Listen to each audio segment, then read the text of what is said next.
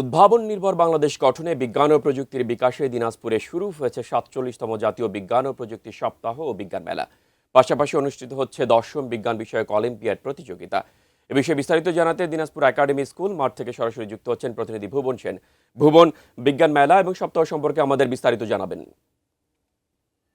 ৪৭তম বিজ্ঞান মেলা এবং বিজ্ঞান সপ্তাহ উপলক্ষে আজকের এই দিনাজপুর একাডেমি স্কুল মাঠে বিজ্ঞান মেলা আয়োজন করেছে জেলা প্রশাসক।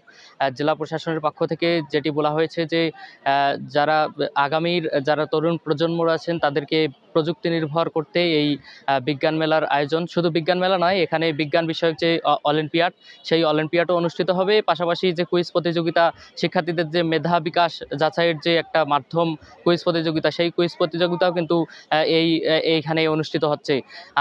আজকে মেলার উদ্বোধন করেছেন জেলা প্রশাসক রফিকুল ইসলাম এবং আজকের মধ্য দিয়ে এই মেলা কিন্তু আগামী ৩ দিন ধরে এই বিজ্ঞান মেলা চলবে। শুধু বিজ্ঞান মেলা নয়, বিজ্ঞান মেলার পাশাপাশি যে বিজ্ঞান বিষয়ক যে অলিম্পিয়াড সেটিও অনুষ্ঠিত হবে, পাশাপাশি কুইজ প্রতিযোগিতাও এখানে অনুষ্ঠিত হবে।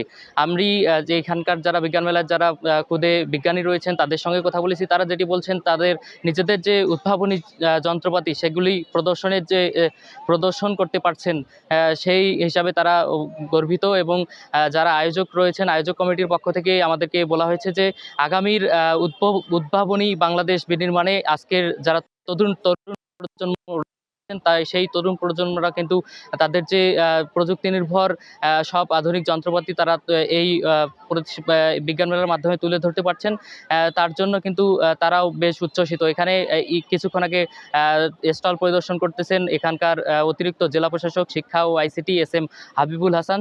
তিনি আমাদের জানিয়েছেন যে আগামী তরুণ প্রজন্মকে প্রযুক্তি নির্ভর এবং উদ্ভাবনী বাংলাদেশ বিনির্মাণে আজকের যারা শিক্ষার্থী রয়েছেন সেই শিক্ষার্থীরা কিন্তু আগামীতে আরও ভালো কিছু করবে, সেই আশাবাদ ব্যক্ত করে আজকের যে উদ্বোধনী অনুষ্ঠান সেটি কিন্তু অনুষ্ঠিত হয়েছে।